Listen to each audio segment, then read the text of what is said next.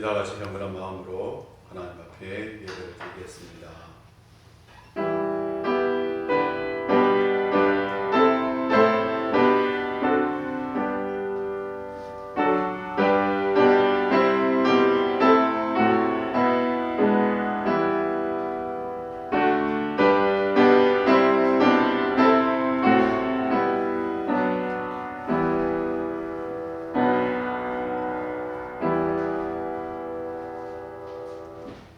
아버지여, 때가 이르렀사오니 아들을 영화롭게 하사 아들로 아버지를 영화롭게 하옵소서. 아버지께서 아들에게 주신 모든 사람에게 영생을 주게 하시려고 만민을 다스리는 권세를 아들에게 주셨음이로소이다. 영생 곧 유일하신 참 하나님과 그가 보내신 자 예수 그리스도를 아는 것이니이다. 아멘. 하나님 아버지, 오늘도 우리를 주의 전으로 불러 주님 앞에 영과 진리로 예배드릴 수 있도록 인도해 주셔서 감사합니다. 우리가 영생을 얻는 건 주님의 은총이요 또한 하나님의 사랑인 줄 믿습니다. 동시에 영생은 예수 그리스도를 더욱더 깊이 알아가는 것입니다. 아버지 하나님, 이 시간 예배를 통해서, 말씀을 통해서, 기도를 통해서 주님을 더욱더 깊이 알아 이 세상을 넉넉히 이길 수 있는 믿음을 예배드리는 모든 성도님들에게 허락하여 주시옵소서. 이 시간에도 우리를 기도로 깨워주시고 찬송으로 깨워주시고 말씀으로 깨워주셔서 온전히 참신함으로 이 세상 속에서 참된 빛을 발휘하며 빛과 소금으로 살 수 있는 우리 우일의 모든 성도님들 되게 하여 주시옵소서. 성령이여, 이 시간 우리의 영혼을 깨워 주옵소서. 우리의 영혼에 말씀하여 주시옵소서. 성령이여, 우리의 길을 열어 주옵소서. 예수님의 이름으로 기도하옵나이다. 아멘. 찬송가 539장입니다.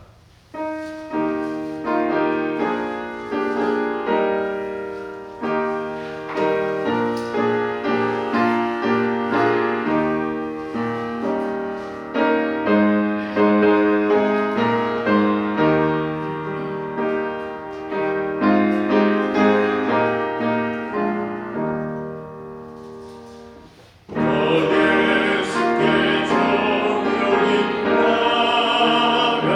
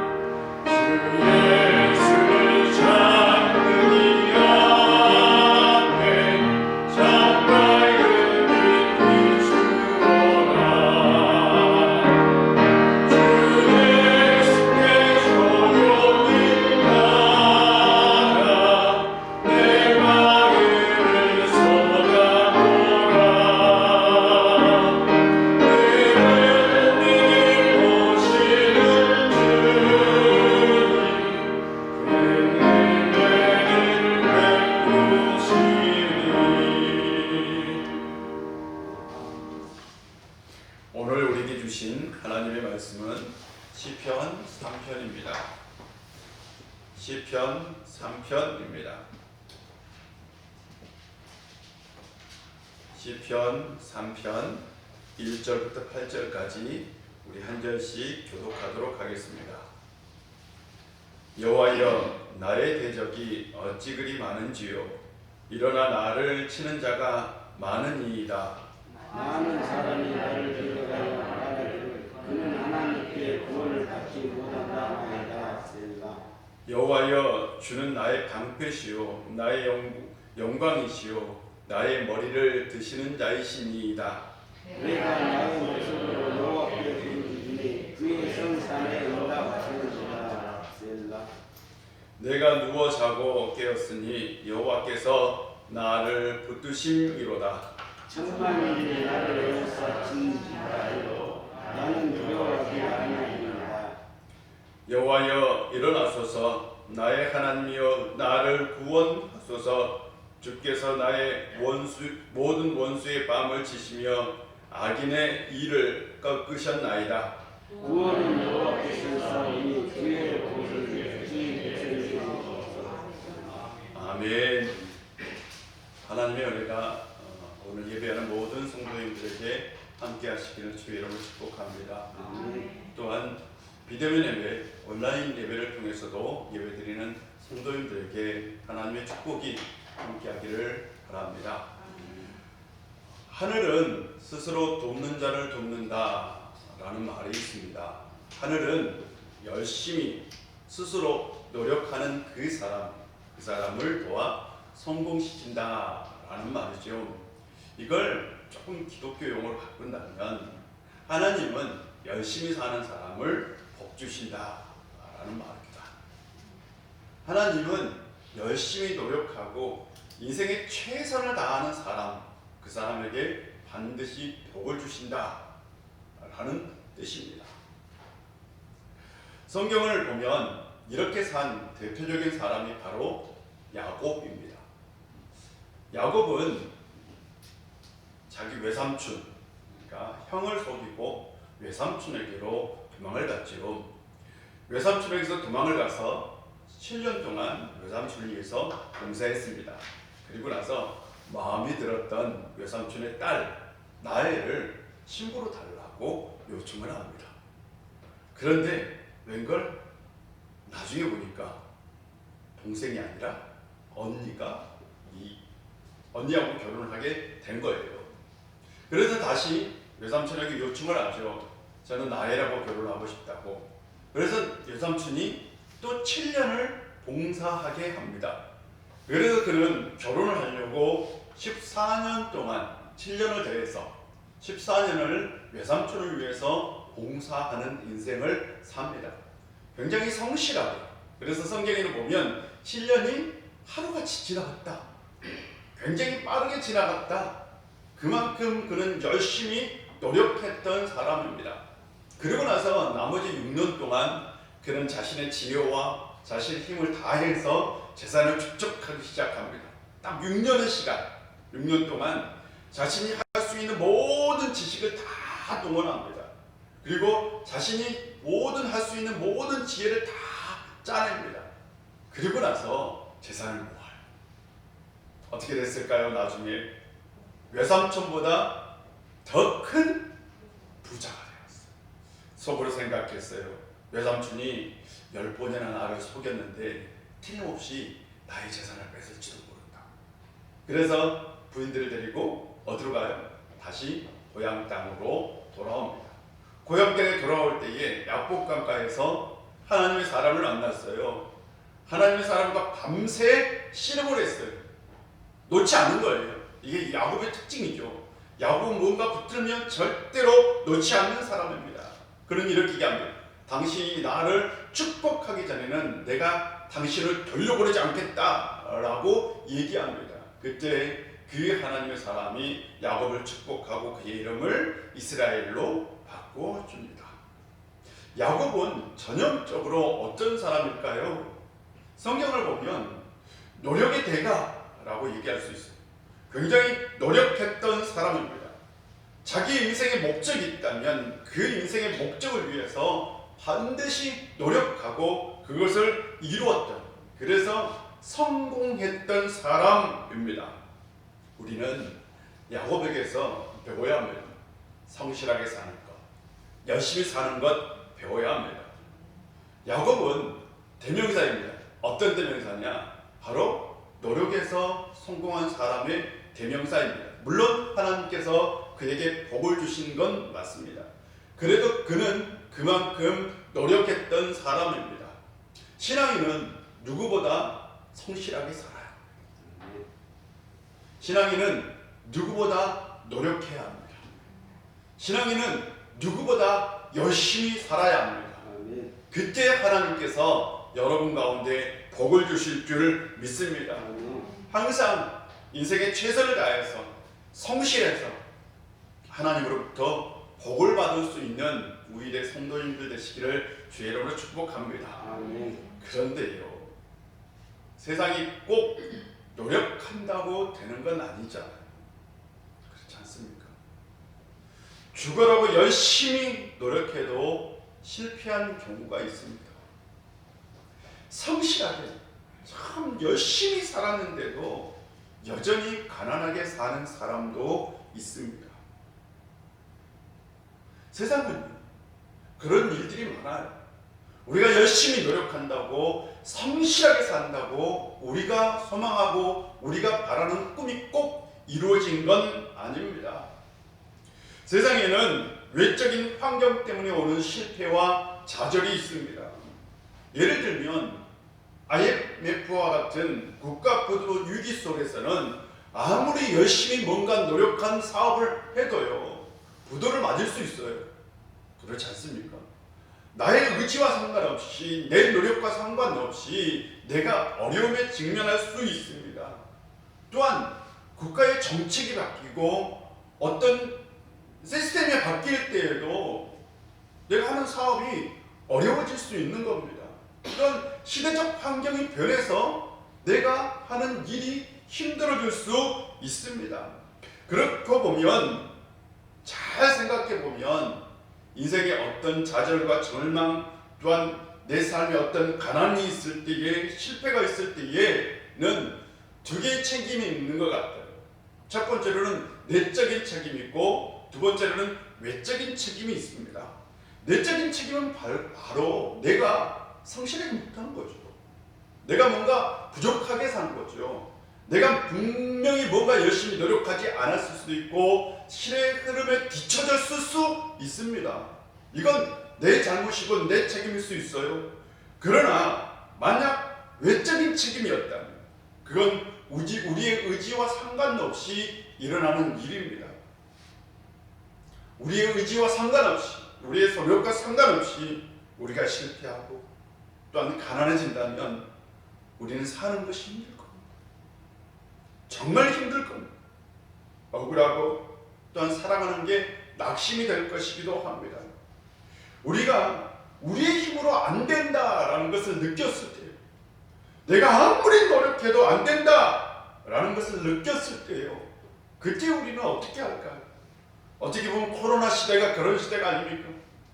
모두가 다 어려운 환경 속에서 아무리 노력해도 뭔가 이룰 수 없는 환경이 왔을 때에 우리는 어떻게 해야 할 것인가? 라는 질문을 던져야 합니다.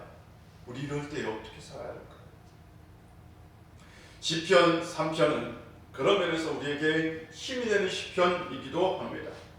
시편 3편 제목을 보면 다윗이 그의 아들 압살롬을 피할 때에 지은 시라고 되어 있습니다.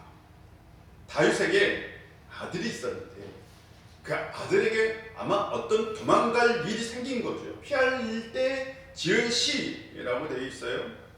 다윗에게는 굉장히 많은 아들들이 있었는데 배가 다 달랐어요. 다윗에게는 여러 명의 부인이 있었어요. 그 당시 시대적 환경이 그랬어요. 여러분, 다윗이 여러 명의 부인이 있었구나. 네, 놀라지는 마세요. 그 시대가 일부 다처제의 환경이었습니다. 그 중에서 다윗에게는 다윗이 아주 사랑하는 아들이 있었고 딸이 있었습니다. 압살롬이라는 아들이 있었고 또한 그의 여동생 다말. 신기하게 다윗이 자녀들을 낳았는데 이 압살롬은 얼굴이 굉장히 미남이었나. 근데 다말은 얼굴이 굉장히 이뻤는데 이 같은 부인에게 태어난 자녀들입니다. 그런데 다윗이 여러 명의 자녀들을 낳았는데 다윗이 성경을 보면 좋은 아빠는 아니었던 것 같다. 좋은 아버지는 아니었던 것 같다. 실제로 다윗은 좋은 아버지를 가지고 자랄 환경은 아니었습니다. 제가 언젠가 말씀을 드렸지만 이새는 다윗을 특별하게 조금 소외시켰어요. 키우면서. 이새가 신기하다. 막내 아들을 우리가 좀 굉장히 이뻐했을 것 같은데 뭔가 막내 아들을 외톨이로 끼웠어요. 형들은 다 집에 있을 때 다윗은 양을 치고 있었던 그런 상황이었고, 또한 사무엘이 찾아와서 아들들을 다 불러 모으라 할 때에도 다윗을 빼놨어요. 그런 면에서 다윗은 아버지의 사랑을 받지 못하고 자란 것 같아요. 그렇다면 우리는 늘 이렇게 생각하죠. 내가 아버지의 사랑을 받지 못했으니까 내가 나중에 내 자녀들에게는 사랑을 듬뿍 줘야지. 그런데 웬걸 사람은 참 신기합니다. 배운 대로 한다고. 그렇지 않아요. 좋은 아버지의 모습을 닮지 말아야 되는데 어쩌면 그것을 닮았는지도 몰라요. 그는 전쟁에 바빴다든지 아니면 좋은 아버지의 이상향을 가지고 있지 못했다든지 분명한 것은 그는 좋은 아버지의 모습이 성경에는 기록되어 있지 않습니다. 아마 틀림없이 자녀들 간에 다툼, 경쟁 이런 것이 있었던 것으로 보입니다. 그런데 그 다윗의 아들 중에 큰 아들이 바로 이 다말, 자기의 이복 여동생입니다. 이복 여동생을 좋아하게 돼요. 그리고 나서 이복 여동생을 범하고요, 그냥 버려버려요. 압살롬이 화가 났어요. 그래서 그 이복 형을 살해합니다. 만약 형제간에 그런 싸움이 있었다면 아버지로서 어떻게 할까요? 아버지가 그걸 분명히 정리해야 합니다. 그 사건을 분명히 해결해야 합니다. 그런데 다윗은 그 사건을 해결하지 않고 넘어갑니다. 압살롬이 어머니의 고향으로 피신합니다. 그리고 그곳에서 3년 동안 삽니다. 3년 동안 압살롬이 어떤 생각을 했고 어떤 준비를 했는지 성경에는 기록되어 있진 않아요. 3년을 어떻게 보냈는지. 그러나 그가 3년 동안 어떤 준비를 했는지는 그 다음 사건을 통해서 알 수 있습니다. 압살롬이 아버지가 조금 마음이 풀려지자 돌아옵니다. 돌아와서요, 신기하게 일을 하나 벌립니다. 성문에 앉아서 1년 동안 사람들이, 그 당시 이스라엘은 어떤 억울한 일이 있으면 다 그 억울한 문제를 어디로 가냐면 성문으로 가져옵니다. 성문에는 장로들이 있었어요. 그런데 그 장로들이 하는 역할을 대신해서 누가 해줬느냐? 압살롬이 해결해줘요. 사람들이 문제를 가지고 오잖아요. 저 이런 문제가 있습니다. 그러면 문제를 아주 귀엽게 얘기해줘요. 또 이런 문제가 있습니다. 아주 자기가 가지고 있는 모든 것을 다 아마 들여서 해줬던 것 같아요. 그래서 압살롬에 대한 소문이 좋았을까요? 나빴을까요? 굉장히 소문이 좋아졌어요.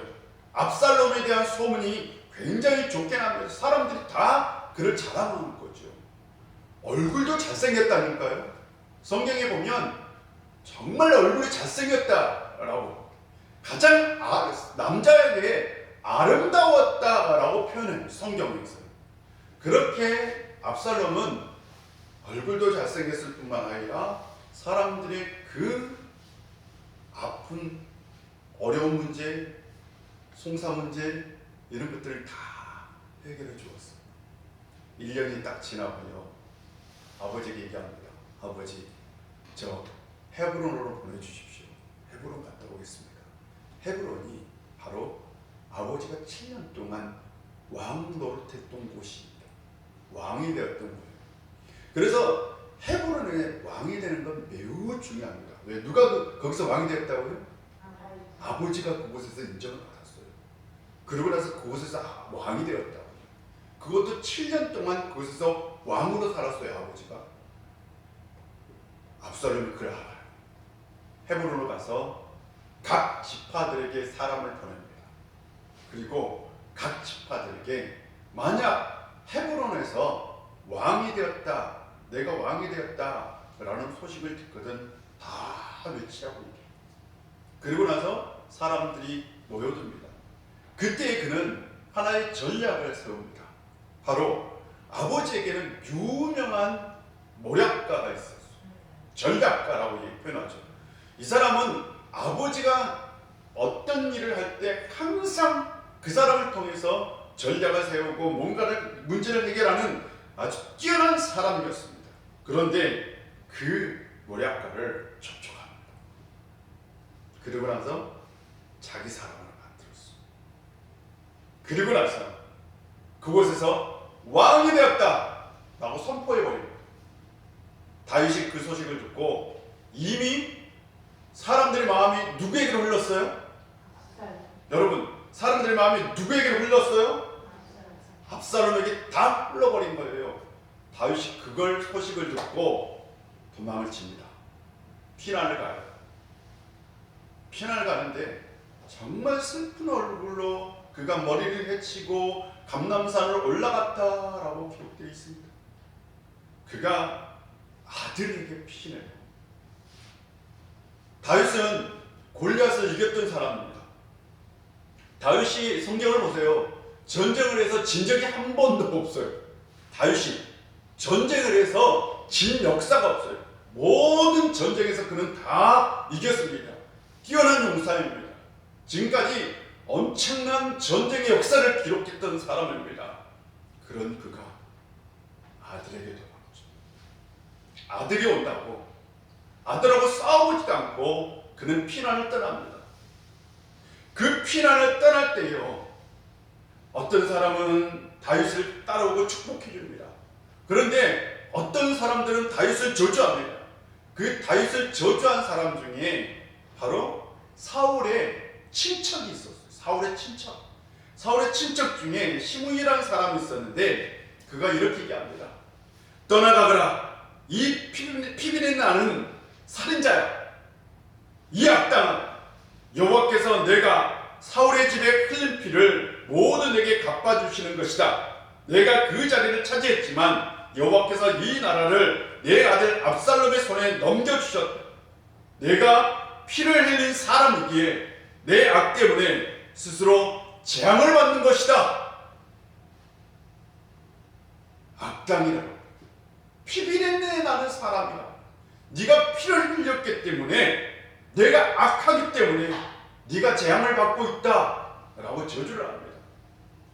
굉장히 억울한 일이죠. 얼마나 억울할까, 얼마나 가슴이 아플까. 끔찍한 저주입니다. 다윗은 가슴이 아팠죠. 그런 상황 가운데서 틀림없이 하나님께 고백했던 것 같아요. 여호와여, 나의 대적이 어찌 그리 많은지요. 일어나 나를 치는 자가 많으니이다. 많은 사람이 나를 대적하여 말하기를 그는 하나님께 구원을 받지 못한다 하나이다. 다윗의 슬픈 고백입니다. 예루살렘은 다윗이 세운 성입니다. 그 이전에는 수도가 아니었습니다. 그 이전에는 조그마한 성읍이었어요. 근데 다윗이 그 성읍을 점령하고 성을 세웠어요. 그래서 다윗성이라는 다른 이름을 가지고 있습니다. 그 예루살렘에 사는 모든 사람들은 다윗에게 은혜를 입었던 사람들입니다. 다윗 때문에 그 성에 살고 있는 사람들입니다. 다 다윗의 도움을 받았던 사람들입니다. 그런데 그 사람들이 이제 압살롬이 왕이 되었다고 압살롬을 환영해요. 여러분, 다윗을 다 배신했어요. 성에 있는 사람은. 그 중에서는 다윗을 비난한 사람도 있고 다윗에 대해서 저주하는 사람도 있었던 거죠. 다윗의 인생의 가장 큰 위기입니다. 다윗이 사울에게 쫓겼던 그 인생의 고통보다 더 큰 고통이었습니다. 여러분, 다윗이 사울에게 쫓길 때에는 젊었을 때잖아요. 그리고 그때는 다윗이 뭔가 그냥 사울에게 질투를 받을 만한 분명한 일이 있었잖아요. 그렇지 않습니까? 있었어요. 골리앗을 이겼으니까. 그런데 지금은 다윗은 너무나 억울해요. 그때는 차라리 목동이 왕의 사위가 되었기 때문에 그래서 다시 추락한 건 어려운 일이 아니었지만 지금은 계속해서 왕으로 살다가 이제는 패배자로 살아야 된다는 것이 다윗에게는 얼마나 고통이고 아픔인지 모릅니다. 이전과는 전혀 다른 인생의 고통이 몰려왔던 거죠. 여러분, 이때 어떻게 할까요? 만약 우리가 이런 상황에 처했다면 우리는 어떻게 했을까요? 틀림없이 어쩌면 하나님을 원망했을지 모릅니다. 하나님, 나에게 왜 이런 고통을 주십니까? 왜 나에게 이런 아픔을 주십니까? 내가 무슨 잘못을 했습니까? 다윗의 심정이죠. 그런데 다윗이 위대한 건 이런 순간에도 그는 하나님을 찾았던 거죠. 그는 하나님을 의지했다는 거죠. 그리고 자기 인생에 대해서 하나님의 눈으로 한번 바라본 거죠. 시므이가 그를 저주할 때요, 그의 장수 중에 하나가 이렇게 얘기합니다. 저 죽은 개 같은 사람, 죽은 개 같은 사람, 죽은 개라고 표현합니다. 죽은 개가 높으신 임금을 저주하는데 어찌 그냥 보고만 계십니까? 제가 당장 가서 저 사람의 목을 치겠습니다 라고 얘기해요. 다윗이 이렇게 얘기해요. 다윗이 뭐라고 표현합니까? 수리의 아들아, 나의 일에 내가 왜 나서느냐? 주께서 그에게 다윗을 저주하라고 분부하셔서 그가 저주하는 것이라면 그가 나를 저주한다고 누가 그를 나무랄 수 있겠느냐? 라고 얘기합니다. 만약 그것이 하나님의 뜻이라면 어떡하겠냐? 그것이 하나님께서 하라고 하신 일이라면 내가 어떻게 할 수 없는 것이다. 그는 하나님의 시각으로 자신의 인생을 바라보는 거지. 혹시 나에게 잘못이 없는지, 나에게 부족함이 없는지. 그리고 그는 하나님께 이렇게 기도하죠. 여호와여, 주는 나의 방패시오, 나의 영광이시오, 나의 머리를 드시는 자이십니다.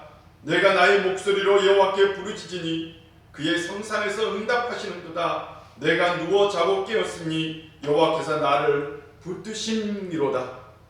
천만인이 나를 에워싸 침친다 할지라도 나는 두려워하지 아니하리이다 라고 고백합니다.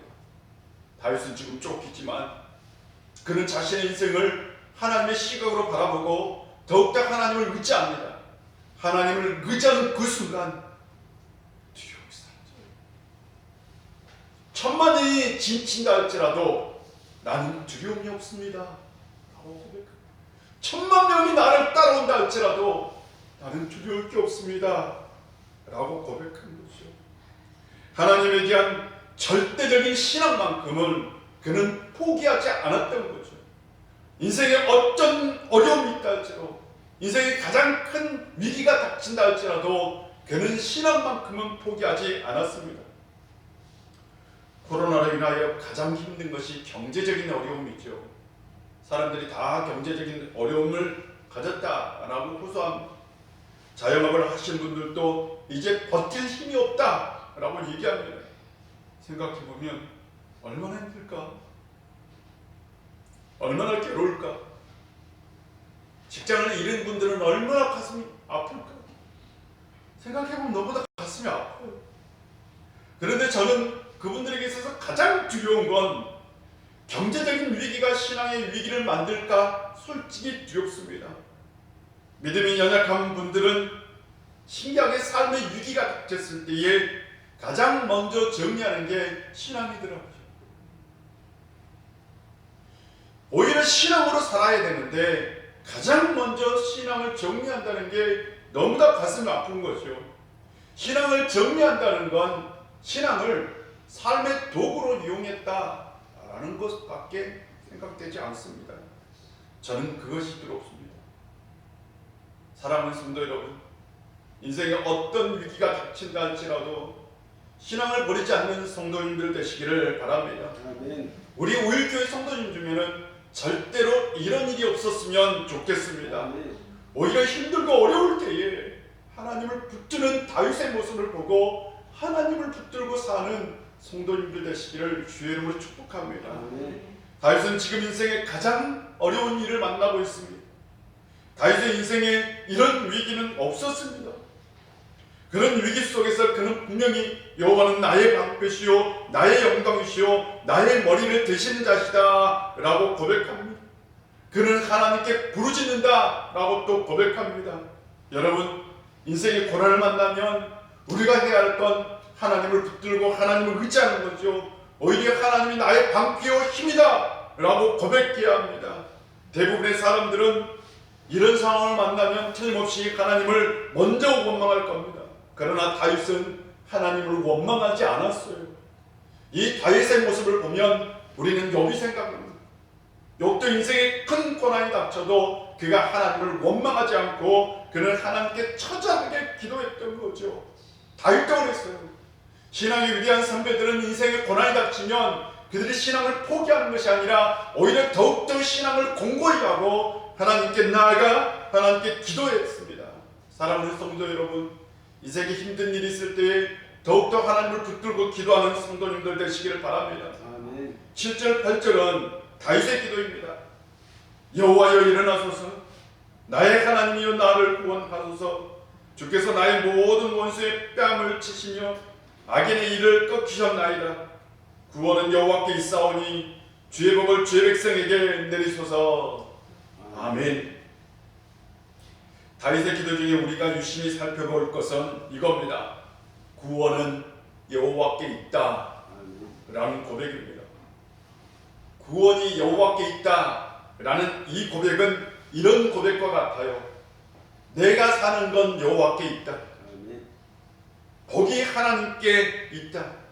평안도 하나님께 있다. 건강도 하나님께 있다. 생명도 하나님께 있다. 형통도 하나님께 있다. 나의 행복도 하나님께 있다 라는 고백과 같은 겁니다. 이 모든 것을 다 함축하고 있는 것이 구원은 하나님께 있다 라는 고백입니다. 이 고백은 정말 위대한 고백입니다. 나의 구원, 나의 행복, 내 삶, 내 인생 다 하나님께 있습니다 라는 고백이죠. 다윗은 자신의 구원이 하나님께 있다, 내 손에 있는 것이 아니라 하나님의 손에 달려 있습니다 라고 고백한 겁니다. 여러분, 여기서 중요한 건요, 나중에 나오지만 다윗이 압살롬을 이기고 다시 왕위를 회복합니다. 이 왕위를 회복할 때에 결정적인 역할을 했던 사람이 바로 후세라는 사람입니다. 다윗의 지략가 아히도멜이 압살롬 편에 섰을 때에 그 다음에 나타난 사람이 바로 후세입니다. 후세가 다윗이 피할 때요, 피신할 때 다윗 앞에 나타나서 자기가 그런 역할을 하겠다 라고 얘기해요. 그리고 나서 다윗은 후세를 에루살렘으로 파견합니다. 파송, 몰래 잠입시키는 거죠. 후세가 압살롬을 만나요. 압살롬을 만나서 자기 지략을 이제 얘기합니다. 압살롬에게는 순간 두 명의 지략가가 생긴 거죠. 누구하고 누구? 후세와 아히도멜 둘 중에 하나를 선택해야 합니다. 그런데 압살롬은 몰라요. 이 사람이 다윗 편에 선 사람이라는 걸 모릅니다. 그러고 나서 후세의 지략을 선택합니다. 당연히 압살롬이 패배합니다. 결정적인 역할을 한 사람이 바로 후세입니다. 분명히 다윗이 이기는 데에는 다윗의 노력이 있었습니다. 그러나 다윗은 이렇게 고백하죠. 나의 하나님이여 일어나 나를 구원하소서 라고 고백합니다. 다윗은 이런 고백입니다. 하나님이여 일어나 나를 도와주십시오. 나의 성공은 하나님께 달렸습니다. 하나님 없이는 절대로 내가 이 전쟁에서 이길 수 없습니다. 왕위를 다시 차지할 수 없으니 하나님이여 일어나서 나를 도와주십시오 라고 얘기한 거죠. 그는 하나님께 기도했습니다. 하나님께 기도했어요. 그가 하나님께 기도했다는 건 무엇일까요? 그가 하나님께 기도했다는 건 분명히 하나님의 도움을 청했다는 거죠. 보세요. 분명히 자기의 노력이 있었어요. 그러나 동시에 누구에게 도움을 청했을까요? 하나님께 도움을 청한 거죠. 우리가 살아갈 때에 우리의 노력이 반드시 필요합니다. 우리가 최선을 다해야 합니다. 그러나 분명한 건 하나님의 도움도 필요하다는 거죠. 아니, 하나님의 도움, 하나님의 도우심이 절대적이라는 사실입니다. 기도는 상황을 반전시키는 놀라운 능력을 가지고 있습니다. 그러므로 우리는 우리가 어떤 일을 할 때에 반드시 하나님의 도우심을 구해야 합니다. 특별히 우리가 고난을 만났을 때에 우리는 무엇보다도 기도해야 합니다. 우리의 인생에 시련이 있을 때에 우리는 무엇보다도 기도해야 합니다. 여러분, 기도한다고 당장 문제가 해결되는 것 아닙니다. 기도한다고 갑자기 사업이 성공한 것도 아닙니다. 기도한다고 나의 대적이 갑자기 바뀌는 것도 아닙니다. 기도한다고 돈이 하늘에서 뚝딱 떨어지는 것도 아니고요. 기도한다고 상대의 마음이 갑자기 확 바뀌는 것도 아닙니다. 그러나 기도할 때요, 분명히 하나님의 역사가 일어납니다. 상황을 반전시키는 변화가 일어납니다. 기도는 새로운 세계를 열어주는 힘이 됩니다. 기도는요, 우리의 인생 가운데 와서 새로운 세계를 열어주는 힘이 된다고요. 기도는 절망 중에 희망을 갖게 합니다. 기도는 고난 중에 기쁨을 갖게 합니다. 기도는 환난 중에 숨을 쉬게 합니다. 기도는 실패 중에 성공의 일을 보게 합니다. 기도는 고난 중에 감사를 보게 합니다. 기도는 새로운 삶의 의미, 인생의 목적, 가야 할 길을 제시합니다. 기도는 그래서 우리의 숨이고 우리의 생명입니다. 기도는 우리의 믿음이요, 우리의 영생입니다. 여러분, 기도는 우리가 꼭 해야 하는 것입니다. 하지 않으면 안 되는 것입니다. 그래서 다윗이 기도했어요. 기도해서 그는 상황을 반전시켰던 것입니다. 사랑하는 성도 여러분, 다윗은 자신의 의지가 아닌 하나님의 도움을 구했던 거예요. 다윗은 알았어요. 지금 자신의 상황을 자신의 힘으로 바꿀 수 없다는 걸 알았습니다. 다윗의 상황은 자기 힘으로 바꿀 수 없는 상황입니다. 절대적인 하나님의 도움이 필요했던 거죠. 그래서 하나님께 매달려 그는 기도했습니다. 이것이 바로 의탁하는 신앙입니다. 이제 정리하겠습니다. 우리가 세상을 살아갈 때에 우리가 뭔가를 할 수 있는 상황도 있고 우리가 뭔가를 할 수 없는 상황도 있습니다. 우리의 노력으로 되는 것도 있고 우리의 노력으로 되지 않는 것도 있습니다. 인생을 살다 보니 내가 할 수 있는 것도 있고 내가 할 수 없는 것도 있습니다.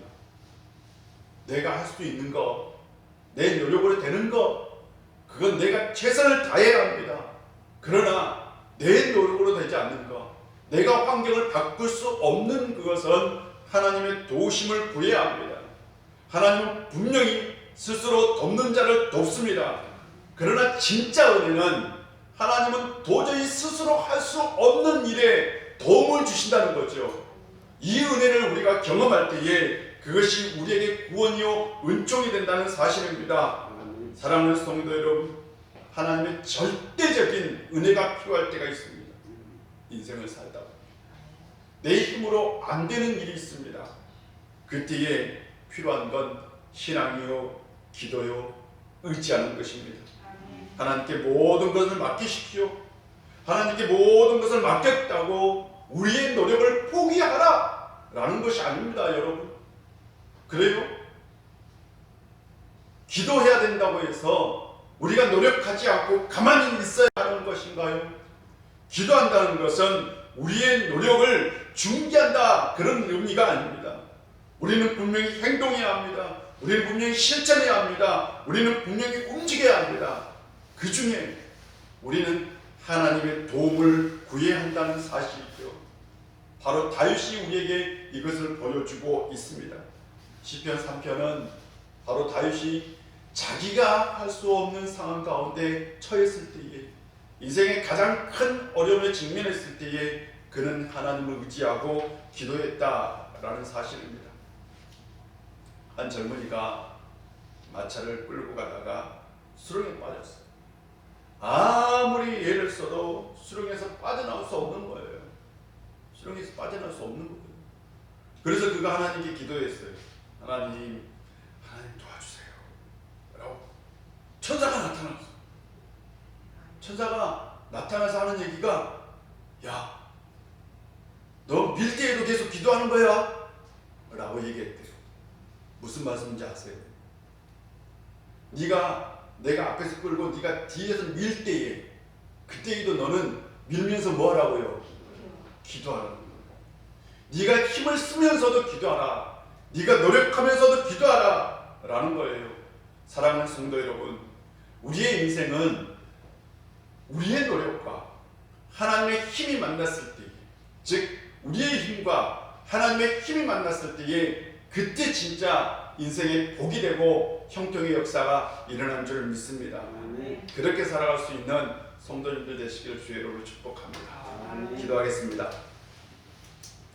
아버지 하나님, 오늘도 우리 가운데 함께 해주시고 은혜 주셔서 감사드립니다. 아버지 하나님, 도와주시옵소서. 아버지 하나님, 역사하여 주시옵소서. 우리의 힘으로, 우리의 능력으로 안 될 때가 바로 이 코로나 시대입니다. 우리가 절망하고 좌절할 수밖에 없는 시대가 바로 이 시대입니다. 아버지 하나님, 절대적으로 하나님의 능력이 필요할 때입니다. 그러므로 우리가 기도해야 할 때입니다. 우리가 깨어있어야 할 때입니다.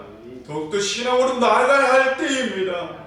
아버지 하나님, 우리 우일의 모든 성도님들 더욱더 신앙으로 나아가게 하여 주시옵시고 신앙을 저버린 일이 없게 하여 주시옵소서. 아버지 하나님이여, 우리를 더욱더 붙들어 주시고 우리 인생 가운데 함께 해주시고 우리가 이런 어려움 가운데서 기도할 때에 인생의 큰 복을 허락하여 주시옵소서. 형통의 길로 인도하여 주시옵소서. 우리 우일의 권속들 주님께서 함께하여 하늘의 신령한 복과 땅의 기름진 복으로 채워주시옵시고 늘 인생을 이끌어 주옵소서. 예수님의 이름으로 기도합니다. 아멘. 찬송가 540장입니다.